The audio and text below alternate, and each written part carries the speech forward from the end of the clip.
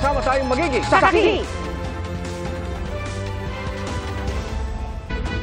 Posibleng mataas ang singil ng kuryente hanggang Hunyo ayon sa grupo ng electric cooperatives. Mahal kasi ang bentahan ng kuryente dahil sa mga red at yellow alert. At ang Pag-asa naman, idineklara na ang simula ng tag-ulan. Saksi, si Maki Pulido. Pinaghirapan ng mga guro pero sinira ng ulan ang mga module at lesson plan na ito sa Dalahican Elementary School sa Lucena City. Nabasa pati isang printer at mga libro. Nag-iwan din ng makapal na putik ang bagyong Aghon, kaya puspusan ang paglilinis ng mga guro. Nagsilbing evacuation center ang paaralan sa mahigit 1,000 residente. Humihingi ng tulong ang mga residente habang ang mga guro humihiling ng school supplies na magagamit sa pasukan. Nakalabas na ng PAR ang bagyo. Kasunod niya na yung opisyal na deklarasyon ng Pag-asa na simula na ng tag-ulan. At dahil sa mataas na tsansa ng La Nina sa Hulyo hanggang Setyembre, mataas din ang tsansa ng mas maraming pag-ulan lalo na sa huling bahagi ng taon ayon sa Pag-asa. Umulan kanina sa Camarin, North Caloocan at sa Quezon City kaninang madaling araw. Ang mga pag-ulan naman sa Batangas City ang nakikitang dahilan kaya lumambot at gumuho ang lupa sa tabi ng Batangas, Tabangao, Lobo Road. Natapyas ang bahaging ito ng bundok at humambalang sa kalsada. Walang nasaktan pero nag-abiso ang DPWH na gumamit muna ng alternatibong daan. Naapektuhan din ng bagyong Aghon ang mga planta ng kuryente. Ilan sa mga ito ang hindi pa rin online hanggang ngayon. Meron ding mga plantang matagal nang naka-forced outage. Kaya nagka-red alert at yellow alert ulit sa Luzon, yellow alert o kulang naman sa reserbang kuryente sa Visayas. Sa tuwing naririnig daw ni Lolo Benjamin sa balitang tungkol sa mga red at yellow alert, nag-aalala siya para sa susunod na electric bill. Dahil kulang po ng supply ng power, tataas na naman ang bayarin sa kuryente, di panibago. Gastusin na naman. Nag-aalala maging asosasyon ng mga electric cooperative. Ang mga red at yellow alert kasi nagdudulot ng mataas na bentahan ng kuryente sa spot market. Kaya maaaring mataas pa rin ang singil sa kuryente ng ilang electric cooperatives nitong Hunyo. Dahil mataas po yung cost sa market ngayon, which will be billed to the consumers this June. So, asahan po nila na pataas po talaga sa June. May information dissemination campaign daw ngayon ng ilang electric cooperatives para ipaintindi sa kanilang mga miyembro na ito ang dahilan ng pagtaas ng generation charge. Ang Department of Energy naman nagsimula ng mag-inspeksyon ng mga plantang matagal nang di makapag-supply ng kuryente. Ang isang planta, taong 2022 pa naka-forced outage habang dalawa naman ay noong nakaraang taon pa. Hindi raw paninita ang pakay ng DOE kundi para makumpirma kung ang nireport na sira ang totoong dahilan ng pagtigil ng planta. Hindi kami regulatory body. Sa halip, kaya kami umiikot ay para malaman namin kung paano yung progreso ng kanilang pag-repair. Para sa GMA Integrated News, ako si Maki Pulido, ang inyong saksi. Umpisa na po ng tag-ulan kaya ugaliing magdala ng payong kung lalabas ng bahay. Nakalabas na sa Philippine Area of Responsibility ang bagyong Aghon, pero dahil sa pinalalakas nitong hanging habagat, uulanin ang ilang bahagi ng bansa bukas. Base sa datos ng Metro Weather, mag-uumpisang tumaas ang tsansa ng ulan sa umaga sa western section ng Luzon. Kasama na po ang Ilocos Region, Zambales, Bataan, Pangasinan, Mindoro Provinces at Palawan. Sa hapon, uulanin na rin ang iba pang bahagi ng Luzon pati ng ilang lugar sa Visayas at Mindanao. At maging handa dahil may malalakas na ulan na posibleng magdulot ng baha o landslide. May chance ring maulit ang ulan sa Metro Manila bukas, kaya doble ingat po mga kapuso. Pagbaba sa taripa o buwis sa imported rice, iminungkahi ni Finance Secretary Ralph Recto para raw mapababa ang presyo ng bigas. Sabi ng Agriculture Department, kung ipatutupad ito, posibleng bumaba ng 4 to 5 pesos per kilo ang presyo ng imported na bigas. Nasa 52 to 54 pesos ngayon ang kilo ng imported well-milled rice. Pero sabi ng ilang grupo ng mga magsasaka, maaari raw ibulsa ng mga importer ang matitipid na taripa. At kontrolado pa rin daw nila ang presyohan lalo kung mas malaki ang inaangkat kaysa lokal na produksyon. Kaya hindi pa rin daw garantisado ang bawas presyo. Kampo ni Pastor Apollo Kibuloy, balak iapila sa Korte Suprema ang desisyon nitong ilipat sa Quezon City ang kanyang 2 kasong pang-aabuso mula sa Davao City. Ayon sa kampo ng pastor, posibleng may nalabag sa due process dahil wala raw silang pagkakataong mapakinggan. Maaari raw ituring itong pag-atake sa hudikatura dahil nagpasya ang Korte Suprema batay sa anilay walang basihang aligasyong magiging biased o hindi patas ang Davao City kung diringgin doon ang mga kaso. Pero tatalima raw sila kung pagtitibayin ng SC ang kanilang ruling. Ayon naman kay Justice Secretary Jesus Crispin Remulla, major breakthrough ang desisyon ng SC sa gitna ng pagbusisi sa mga akusasyon laban kay Kibuloy. Para sa GMA Integrated News, Bernadette Reyes, ang inyong saksi. Ilang pagkasunduan ang dinagdaan sa state visit ni Pangulong Bongbong Marcos sa Brunei. Dito rin binagindiin ng Pangulo na wala siyang kinalaman sa pagbabago ng liderato sa Senado. Sa ngayon, nasa Singapore na ang Pangulo para sa 21st Asia Security Summit. Mula sa Singapore, saksi live si Chino Gaston. Chino! Igan, ilang serye ng private meetings ang dadaluhan bukas ng Pangulong Marcos dito sa Singapore. Pero kung sino-sino ang kanyang kakausapin, yan po ay hindi pa kinukumpirma ng Malacanang.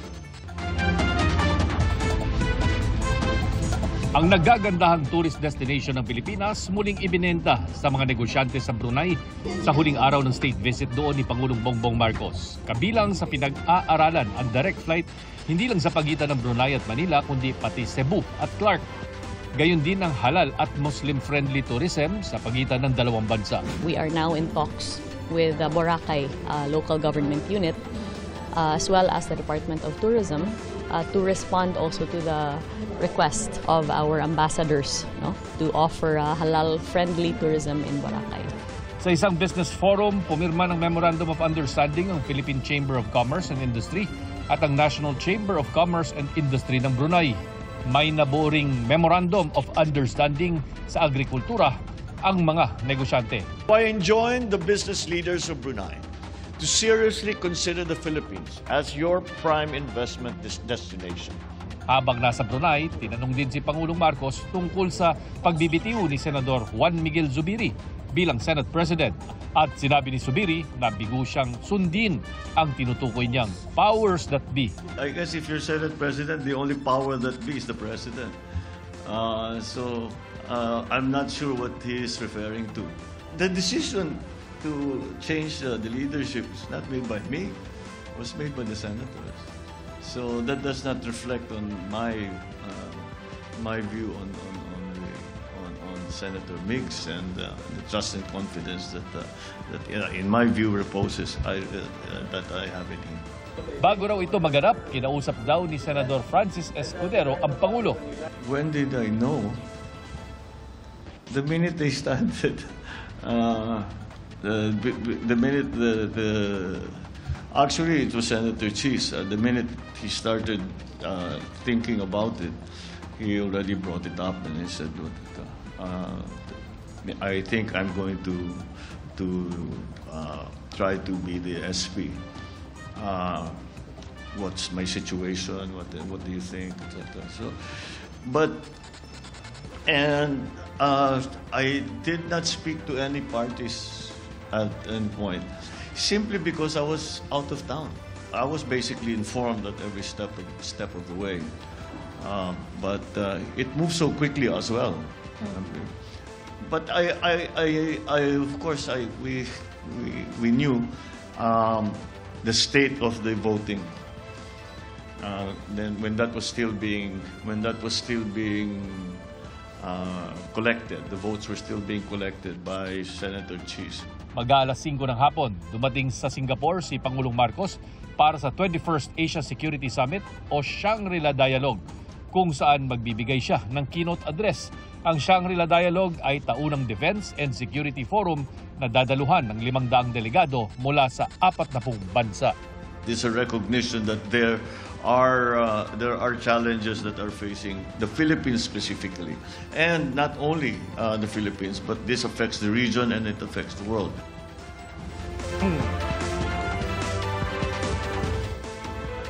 Ayon sa palasyo, Igan, ay isa raw sa mga rason kung bakit naimbitahan na magbigay ng keynote address ang Pangulo ay dahil sa pagkilala na rin ng international community ng kahalagahan ng papel ng Pilipinas sa pagtaguyod ng seguridad dyan sa may West Philippine Sea, kung saan malaking bahagi ng international o shipping trade ng rehiyon ay dumaraan. Live mula rito sa Singapore para sa GMA Integrated News. Ako si Chino Gaston, ang inyong Saksi. Inirereklamo ang isang recruitment agency sa Las Piñas na nanggigipit umano ng mga kababayan natin gustong mag-abroad. Saksi, si John Consulta. Pinasok ng NBI Cybercrime Division ang 4 na panapag na gusaling ito sa Las Piñas City. Ito ay matapos may lumapit sa NBI para humingi ng tulong para sa ilang mga aplikante na mag-a-abroad na umunoy nakakaranas ng panggigipit mula sa isang recruitment agency. Meron siyang relative na currently detained dito sa travel agency at hindi pinapalabas unless bayaran niya yung hinihingi na halaga ng recruitment agency. In exchange doon, kapag binayaran niya yung amount, i-release yung travel documents niya, which was, in this case, yung passport. Sumbong ni Nene, di niya tunay na pangalan, ang kanyang pangarap na makapagtrabaho sa Saudi para maiahon sa kahirapan ng kanyang pamilya, bigla raw naging isang bangungot mula nang sabihin niyang aatras na siya. Sa kabila ng kanyang pagmamakawa, ayaw raw ibalik ang kanyang mga papeles at passport. Ninidetain kami, hindi kami pinapalabas ng walang kasama lahat ng backout. Yung feeling namin yung parang kami preso. Yung sabihin kayo saan kayo pupunta, dala ka ng bag, yung baka sabihin mo magra-run away ka, tatakas ka, yun ang yung sabihin sa'yo. Nag-apply sila ng trabaho papuntang abroad, but instead na makaalis sila, hinold sila dyan, and then pinapagawa sila ng mga activity na hindi naman usually dapat ginagawa ng isang aplikante papuntang abroad. Tumanggi magbigay ng pahayag sa harap ng kamera ang 8 opisyal ng recruitment agency na nahaharap sa patong-patong na reklamo. Pero anila, rehistrado sila sa DMW at lihitimo ang kanilang operasyon. Sinusubukan pa ng GMA Integrated News na makuha ang panig ng DMW ukol dito. Para sa GMA Integrated News, ako si John Consulta, ang inyong saksi.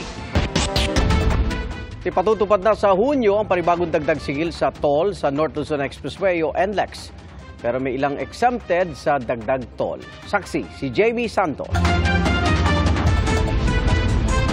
Simula June 4, tataas na muli ang toll sa North Luzon Expressway o NLEX.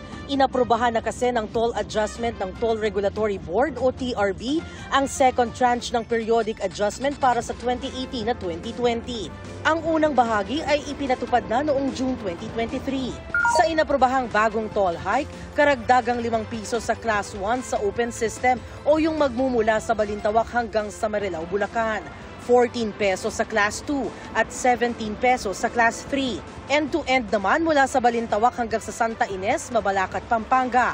27 pesos ang suma total na karagdagang singil sa Class 1 vehicles. 68 pesos para sa Class 2 at 81 pesos para sa Class 3. Paliwanag ng TRB, ang taas singil ay dahil sa inflation. Para maging viable naman po yung project kasi kailangan din naman po nilang makabayad sa kanilang mga pag-uutang, makabawi ng puhunan, at kung sakaling matapos na kanilang concession ay kahit paano naman po kumita sila ng reasonable sa kanilang investment.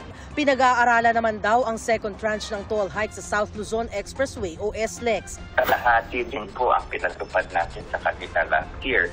Yung pong pangalawang bahagi ay humingi po sila ng kahintulot na kolektahin na rin. Subalit under process pa po yung kanilang hiling na yan.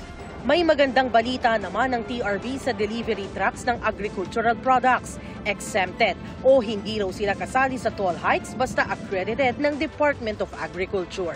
Magpa-register na po kayo sa Department of Agriculture at after that, accredited na po kayo. Makipag-ugnayan kayo sa AutoSweep and Easy Trip.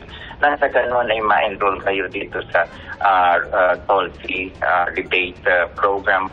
Para sa GMA Integrated News, Jamie Santos ang inyong saksi. Sa latest monitoring ay 19 na lang ang Chinese vessels sa Panatag Shoal, mas konti sa 55 namataan mula May 14 hanggang May 20. Napansin ang pagbaba ng bilang matapos ang civilian mission ng Atin Ito Coalition. Pero may namataang Chinese presence sa Sabina Shoal at Julian Felipe Reef. At kahit pa may utos na fishing ban ng China simula nitong May 1, ilang mangingisda ang naghahandang pumalaot mula Zambales para sa fishing expedition. Saksi si June Veneracion. Sa kabila ng inanunsyong fishing ban ng China, pumalaot pa rin sa West Philippine Sea si Edgardo Manuel, at ang mga kasama niyang mangingisda mula Subic, Zambales noong May 21. Kwento ni Manuel, sa layong 50 miles sa Panatag Shoal, sinusundan na raw sila ng China Coast Guard. Papunta pa lang doon, pinaharang na kami. Naka-escort sa aming Coast Guard ng China. Nandiyan yung mga naisik, siguro mga 15 miles ang layo namin sa Calboro.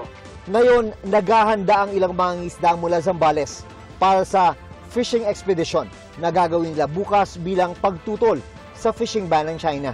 Nasa 20 maliliit na bangka ang inaasahang sasama sa pangingisda, 20 to 30 nautical miles mula sa Masinloc. Sa mga ulat ng state media ng China, 1999 pa nagsimula ang mga fishing ban ng China sa South China Sea para protektahan daw ang ecosystem sa overfishing. Pero daon na lang kinundi na ng DFA ang fishing ban o moratorium ng China na ngayong taon ay nagsimula noong May 1 at inaasahang tatagal hanggang September 16. Kasama raw kasi ang mga bahagi ng dagat na saklaw ng maritime zones ng Pilipinas. Ayon sa Philippine Navy, mula pa noong 2021, walang nahuhuling mangingisda mula sa Pilipinas o iba pang claimant country sa South China Sea. Huwag kayong matakot, magpatuloy lamang kayo at the AFP and the entire government is behind you. China is out of tune, out of step, out of their minds. Bago pa man magdeklara ng fishing ban ang China, mas pinalakas na raw ng Armed Forces of the Philippines ang deployment ito ng mga naval assets sa West Philippine Sea para protektahan ang interes sa bansa at ng mga Pilipinong mangingisda. We don't recognize ang ganitong fishing ban binanggit ng China. There's no reason for us to prevent or to advise our Filipino fishermen not to be engaged in fishing in these areas. Dahil again, ang naturang ban lamang ng China ay illegal at wala silang tamang basihan. Sabi ni Pangulong Marcos, hindi na bago ang fishing ban ng China. It's just an extension again of their claim that this is all the maritime territory of China. So it is just it is nothing new, and this is something that we have actually agreed upon before. Pero ang ipinunto ng Pangulo, ang napaulat na bagong utos ng China sa kanilang Coast Guard na hulihin ang mga tumatawid sa kanilang border sa dagat simula June 15. The new policy of threatening to detain our own citizens, that is different. That is an escalation of the situation. So yes, it is now very worrisome. Sagot dito ng Chinese Foreign Ministry, walang dapat ipag-alala ang Pilipinas basta wala raw iligal na ginagawa. Hindi raw China kundi Pilipinas ang nanguudyok ng pagpapainit ng tensyon. Bukas daw ang China sa dialogo pero dapat daw sincero. Sabi naman ni Marcos, handa siyang makipag-usap para maresolba ang tensyon. Number one, to stop the aggressive actions such as water cannoning and lasers and barrier putting, etc. And secondly, allowing our fishermen to fish. Let's start with that. And if we can get to that, then we can move to the next step and to see if there is a way to resolve all these claims. Palalakasin din daw ng Philippine Coast Guard at Bureau of Fisheries and Aquatic Resources o BFAR ang pagbabantay sa West Philippine Sea, lalo na sa Panatag Shoal. At kung pangangatawanan ng China ang nauna nitong banta na mang-aresto ng trespasser, pwede raw silang kasuhan ng illegal detention.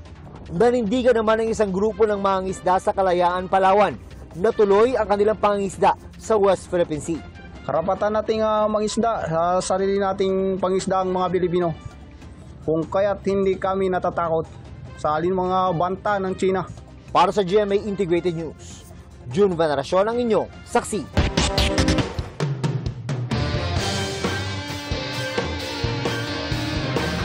Wagi ng bronze medal ang Alas Pilipinas sa 2024 Asian Volleyball Confederation Challenge Cup.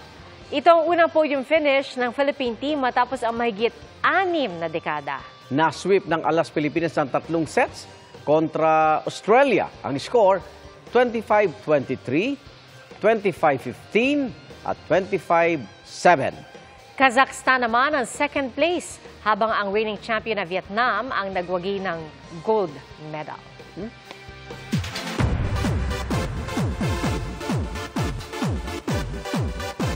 Ready to dance the night away ang Pinoy fans ng international artist na si Dua Lipa. Ngayong pupunta siya sa Pilipinas this November. Sina Miguel Tan Felix at Kokoy De Santos kinailangang magpa-clinic dahil sa intense na laro sa Running Man Philippines. Ating saksiyan. Kahit abala sa pinaplanong business abroad, all set and ready na sa kanyang comeback si Ai de las Alas. Isang araw sa mga dapat abangan ang pagbabalik niya sa newest season ng The Clash. Ang maganda kasi sa The Clash, every season marami siyang twist na surprisingly para sa mga taong nanonood and surprisingly rin para sa amin. Bukas din daw ang comedian na mag-guest sa iba pang GMA shows, gaya sa hit Afternoon Prime series na Abot Kamay na Pangarap. And the 2024 Harlem International Film Festival Best Actress goes to Ashley Ortega. Kinilala sa naturang parangal sa New York City ang pagganap ni Ashley bilang si Gemma sa Cinemalaya 2023 film na As If It's True, kung saan katambal niya si Khalil Ramos. Intense kung intense ang name tag ripping challenge ng runners sa Running Man Philippines Season 2. Sa first ever tag ripping challenge ni Miguel Tan Felix, sa clinic ang ending. Sa IG post ni Miguel, kasama niya rin ang co-runner na si Kokoy De Santos habang nakaswero. Nagpaabot naman ng support ang fans ni Miguel. Get ready to kiss and make up this November. Magko-concert ulit sa Pilipinas ang new rule singer na si Dua Lipa. Ilan sa hit songs ng English-Albanian singer, ang Levitating, Training Season at Don't Start Now. Nagdagdag ng kinang si Kelsey Merritt sa Playground of the Rich and Famous, ang Monaco. Sa gitna ng prestihiyosong Formula 1 Monaco Grand Prix, nag-post ang Phil-Am model kasama ang When We First Met star na si Alexandra Daddario at ang heartthrob at The Idea of You star na si Nicholas Galitzin. Para sa GMA Integrated News, Aubrey Carampel ang inyong saksi.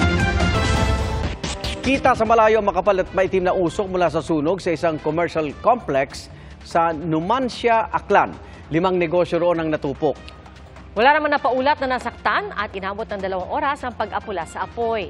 Inaalam pang sanhi ng sunog at ang halaga ng pinsala.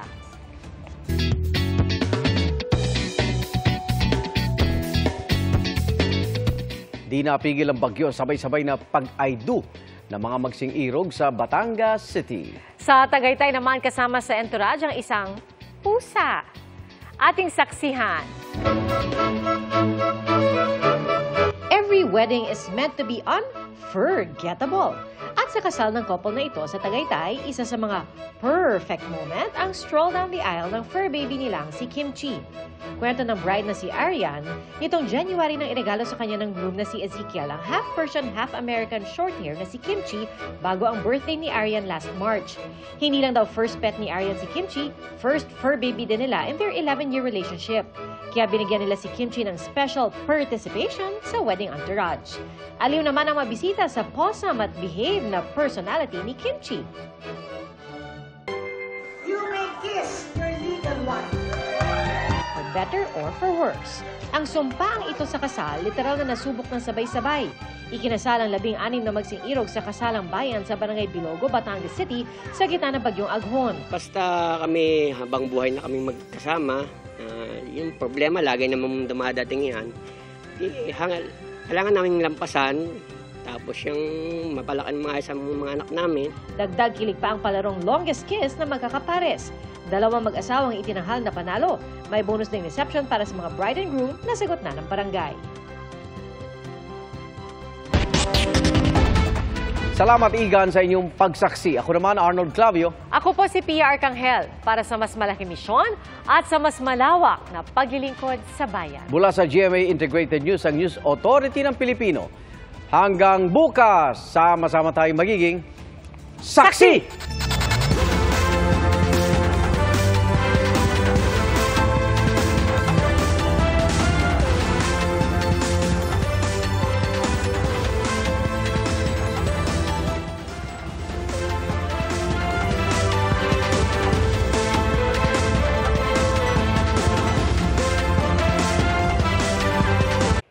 Mga kapuso, sama-sama tayong maging saksi Mag-subscribe sa GMA Integrated News sa YouTube at para sa mga kapuso abroad, samahan niyo kami sa GMA Pinoy TV at sa www.gmanews.tv.